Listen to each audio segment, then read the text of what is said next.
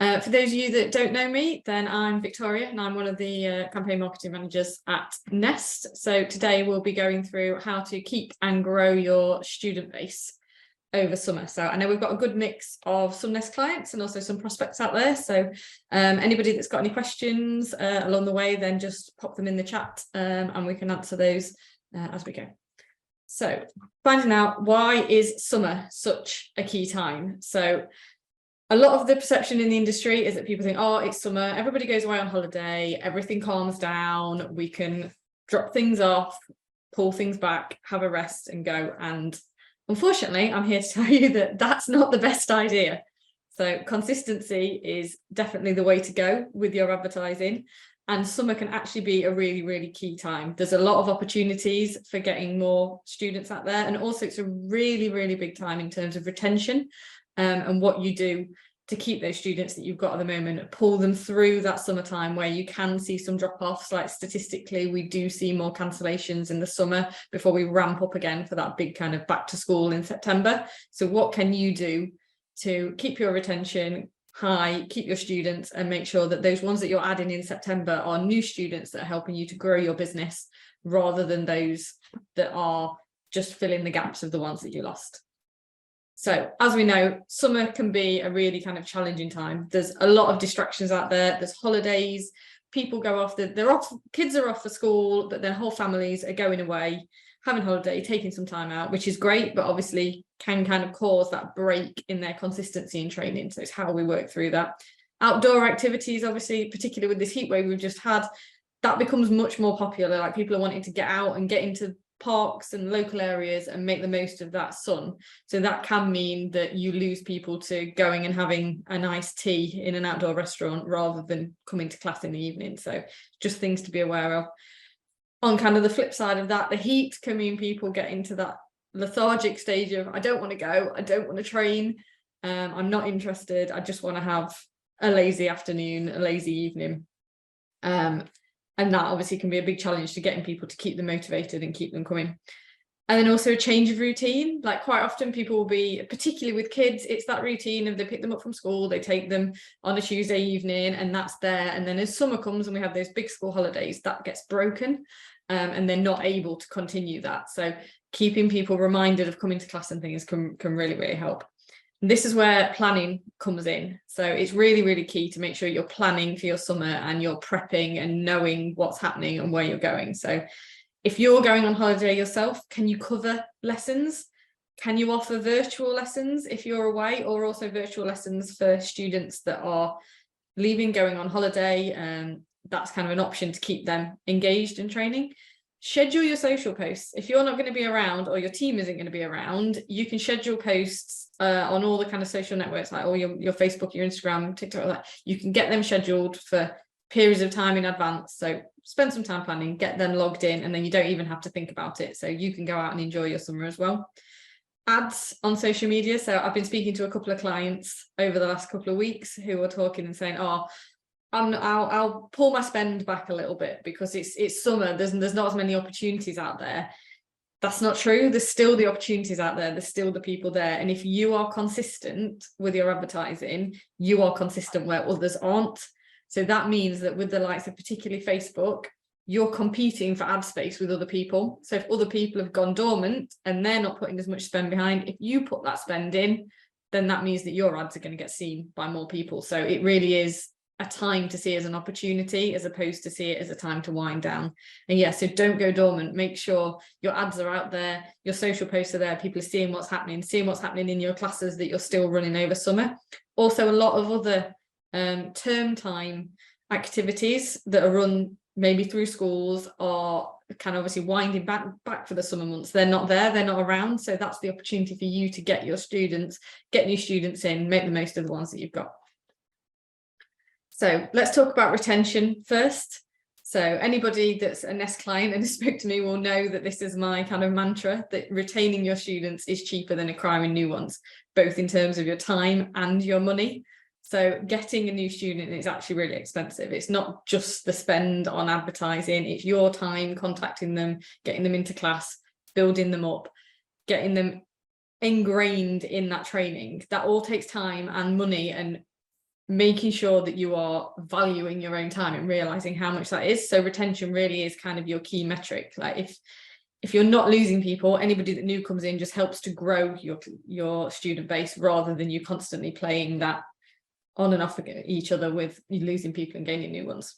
So how can we keep them motivated? That's a really important thing over summer. As we said, like the heat, different changes in routine, things like that can all mean that people lose their motivation. So you can do really simple things with like incentives and rewards for consistent attendance. So this works particularly well with children. You can do things like sticker charts for them coming in. One thing that I've seen that's worked really, really well in the past is the idea of giving people tickets, like you could just book a raffle ticket, so that's really, really cheap, with an like a prize draw at the end of the summer, and then you can give those tickets out for different things. So if they turn up to a lesson, they get a ticket. If they help out in class, they get another 3 tickets.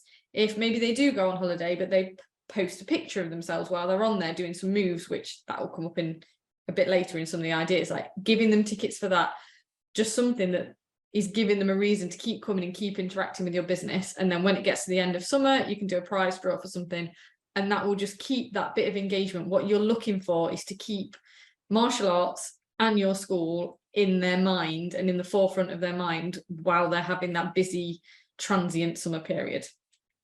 Another really good thing to do is set up an autumn grading if you don't already have them. Obviously it depends on when you plan them in the year, but if you've got one in autumn, get them signed up early. You could offer an early bird discount to get them to come in and book in as soon as possible, and then that gives them something to aim for. So then when they're thinking, oh, should I come to class, should I not, it's like, actually I've got that grading that I've got to hit in September, so I need to go. So that can just add that little bit of motivation that they're working towards something and they know that they've got that. And if you've got them booked in and they're on that grading and they've booked in now, they know they've got so many weeks until that, and that's so many lessons worth of training, so they've got to stay consistent and come. And if you're relaying that messaging constantly, then that will really, really help keep them motivated. Also, online programs. So a lot of you that were kind of operating during COVID will already have those videos that you were putting out during COVID time. Reuse them now for that. So it can be really helpful for people that are just taking a week or two off for their holidays, but also what's really handy for is you'll find, especially if you're in an area that's very kind of multicultural and got people from different areas of the world, a lot of people use the summer months as an opportunity to go home and visit family. So you could lose them for 4-6 weeks at a time. Offer them an online program that they can use while they're traveling and they're going back, so they don't feel like they've lost their place in the class and they don't feel like they're not involved anymore. They can take that with them. You can interact with them while they're away, ask them how they're doing, see what's happening, and they still feel like they're engaged. So then when they come back, they've not just had that period of time off, they've spent their time continuing to build their skills and they've not kind of let anything drop off, and that can be really, really helpful. So making summer fun, like that's a really big part of this. So it is a time for fun, especially around with kids, but also with adults as well. It's a time that we all associate with doing nice things, getting outside, doing things. So you can incorporate that into your business really easily. So for instance, outdoor training, again, we did this in COVID, but it's something that can work really, really well now. If it's a nice evening, don't leave people stuck inside a dojo where it's all hot and sweaty. Get them outside on a park, enjoying that, seeing that. And then also it's got the benefit of the fact that people will see you training. So it's a bit of a kind of two-sided thing. It's good fun for your students, but also it's a bit of advertising for you as well. If you can and you've got the opportunity or the funds to do it, you can host events. So things like barbecues are really good for getting everybody together, getting them involved. Building that community in your school is really, really important. So that then if people are ever thinking of leaving, it's actually, no, this school is part of my social thing. It's not just a skill that I learn. I'm part of that. My friends are there, and then they'll just be staying for the long term.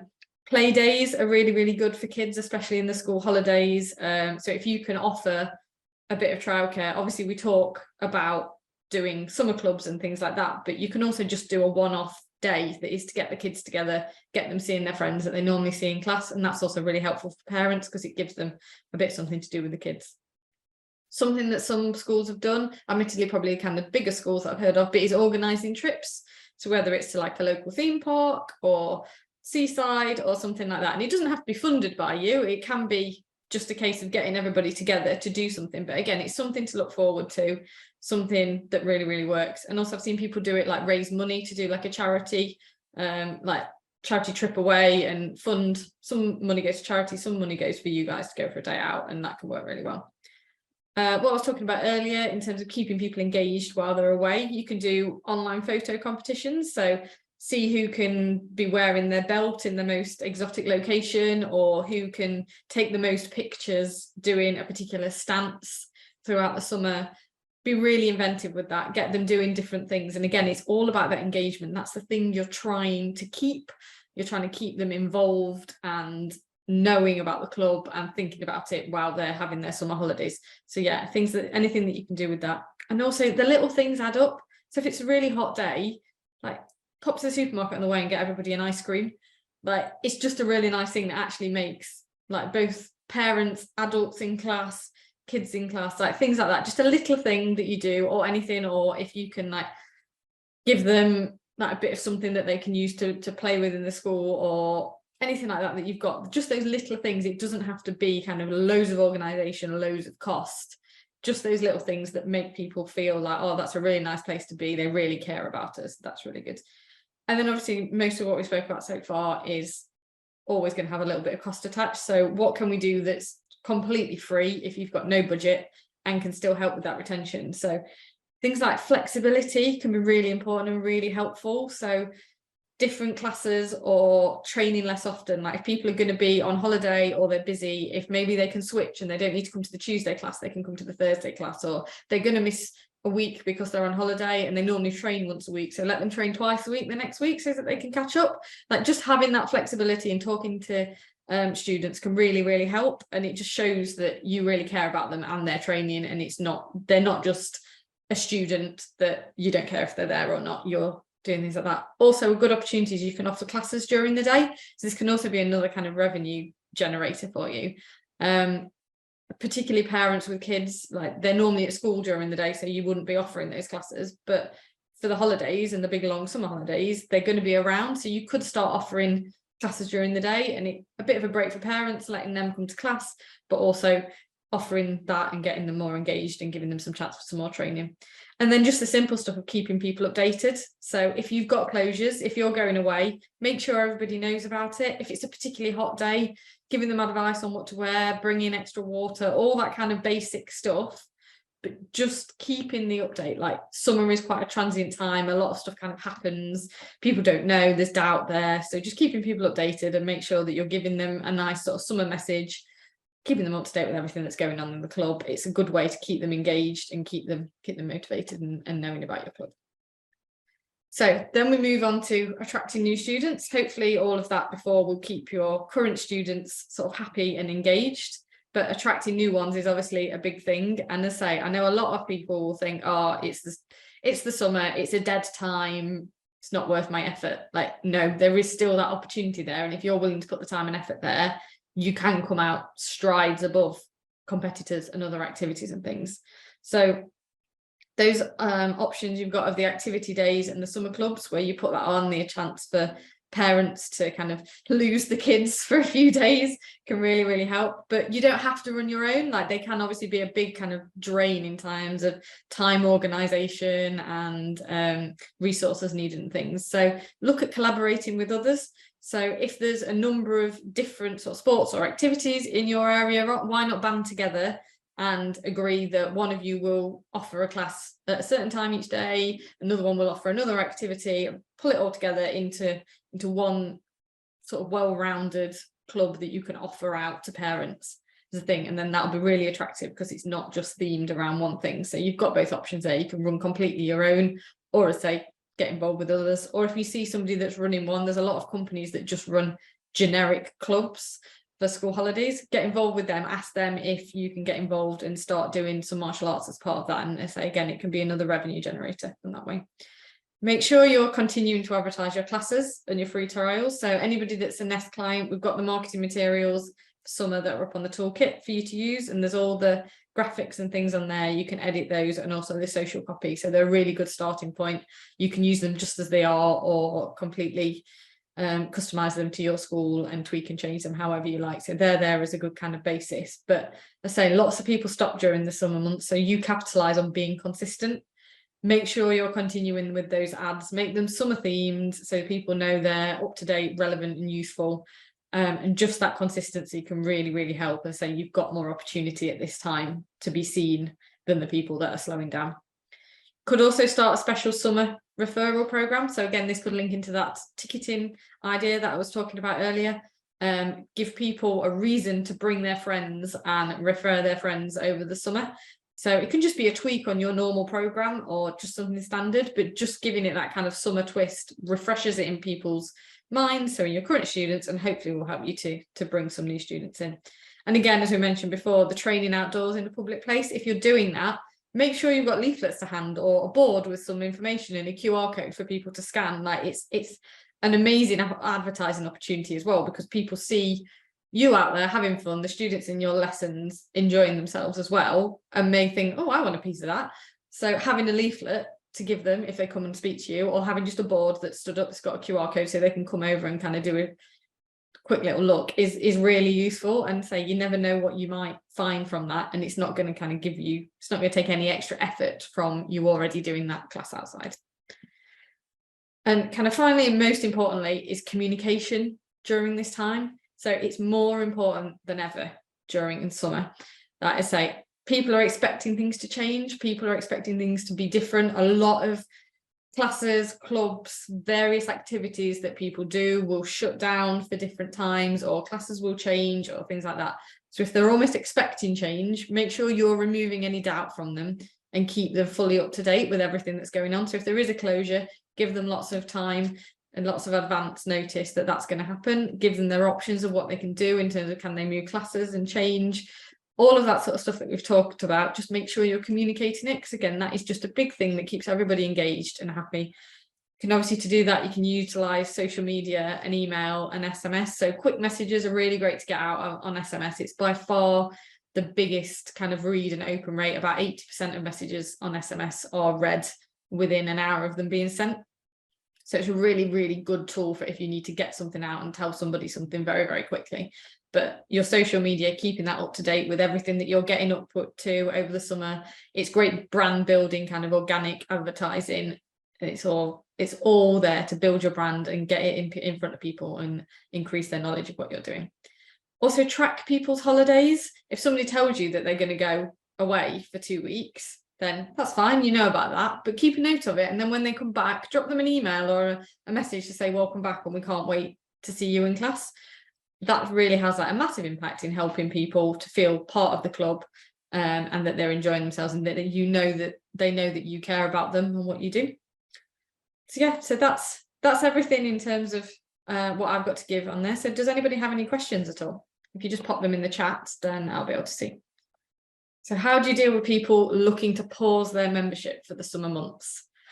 It can be a difficult one. One thing I would say is to kind of see what their reasoning is behind that, because there's a lot of difference between somebody who's saying, oh, I'm taking 2 weeks out, I'm going on holiday and I'm going to be back, versus somebody that's maybe traveling overseas for 6 or 8 weeks to go and see family. Like there's obviously different scenarios with that.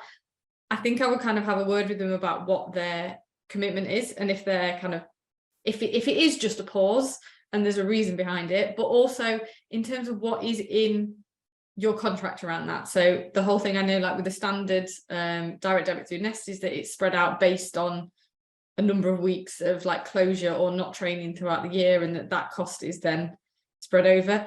It's also kind of handy to say things along the lines of like comparing yourself to something else. So if they had a direct debit for a magazine subscription, just because they weren't going to be in the house to receive it through the mail wouldn't mean that they wouldn't ring up and say, oh, I want to pause it for a month because I'm not going to be here. So giving that kind of comparison, it can be really, really difficult, because you don't want to kind of alienate somebody. So I definitely say it's very much on an individual basis, and kind of trusting your gut on whether it's a loyal student who's been there for a long time, doesn't normally pause their membership, and actually has a reason why they want to do that, versus somebody who kind of is just being a little bit cheeky to try and save a month, in which case you can make sure you're reminding them of the fact that it's part of their contract and it's a direct debit, and that they've got that kind of consistency and they wouldn't cancel other things. So I think it's definitely kind of a balance, but it can be difficult to do with that. But yeah, just reiterating the benefits of what they're getting, and the fact that especially if you're doing that stuff that has the online while they're away, then they're kind of not losing their membership, they're just getting it in a different format. That's a good option. We'll end there. So thank you everybody for coming in. So you've got all our contact details and everything. If you have any questions after, we're more than happy to help you there. Thanks a lot, and speak to you all soon.